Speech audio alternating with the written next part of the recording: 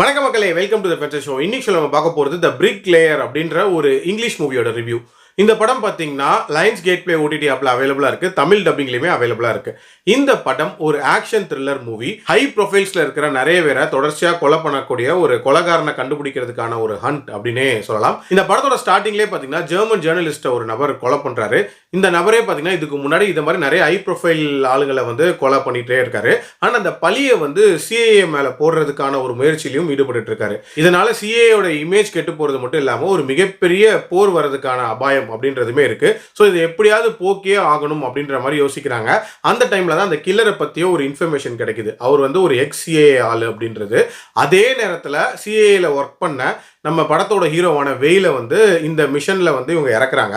So வெயில் இந்த மிஷனுக்குள்ள எப்படி வராரு, எப்படி இந்த மிஷனை பண்ணி முடிக்கிறாரு அப்படின்றது தான் இந்த படத்தோட கதை. இந்த படத்தோட பிளாட் பார்த்தீங்க அப்படின்னா ஹிந்தியில் வந்துச்சுல பத்தான் படம், கிட்டத்தட்ட அதே பிளாட்ல தான் இந்த கதையுமே எடுத்திருப்பாங்க. அதாவது ஒரு எக்ஸ் சிஏ நபர் சிஏ மேல இருக்கிற காண்டில் அவங்கள பழிவாங்க நினைக்கிறாங்க அப்படின்ற மாதிரியான ஒரு பிளாட் தான். அதனாலேயே நிறைய விஷயங்கள் கொஞ்சம் ப்ரெடிக்டபிளா இருந்துச்சு. பட் ஸ்டில் இந்த படத்தோட ஆக்ஷன் சீக்வன்சஸ் அப்படின்றதெல்லாம் ரொம்ப நீட்டாக எடுத்திருந்தாங்க. அதில் குறிப்பாக சொல்லணும் அப்படின்னா ஒரு பார்ல வச்சு வரக்கூடிய ஒரு ஃபைட் சீக்வன்ஸாக இருக்கட்டும், அதே மாதிரி கிளைமேக்ஸில் வரக்கூடிய ஃபைட் சீக்வன்ஸாக இருக்கட்டும், உண்மையிலே நீட்டாக பண்ணியிருந்தாங்க அப்படின்னே சொல்லலாம்.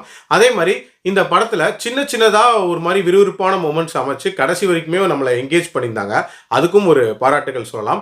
அதே மாதிரி இந்த படத்தோட லொகேஷன்ஸ் அப்படின்றதெல்லாம் பார்த்தீங்கன்னா நிறைய உலக நாடுகளை கவர் பண்ணியிருப்பாங்க. அதில் குறிப்பாக சொல்லணும் அப்படின்னா அந்த கிரீஸில் நடக்கிற சில காட்சிகள் அப்படின்றதெல்லாம் உண்மையிலே நீட்டாக அமைக்கப்பட்டிருக்கும்.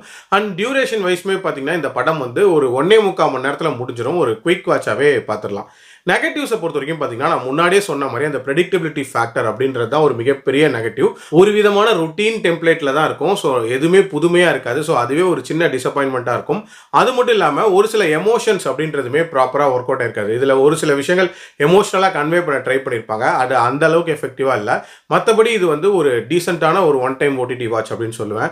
என்னோட ரேட்டிங் இந்த படத்துக்கு 2.75 அவுட் ஆஃப் 5. அடல்ட் கண்டென்ட்டை பொறுத்த வரைக்கும் பெருசாக இல்லை, பார்க்கலாம். மீண்டும் அடுத்த விமர்சனத்தில் சந்திக்கிறேன். நன்றி, வணக்கம்.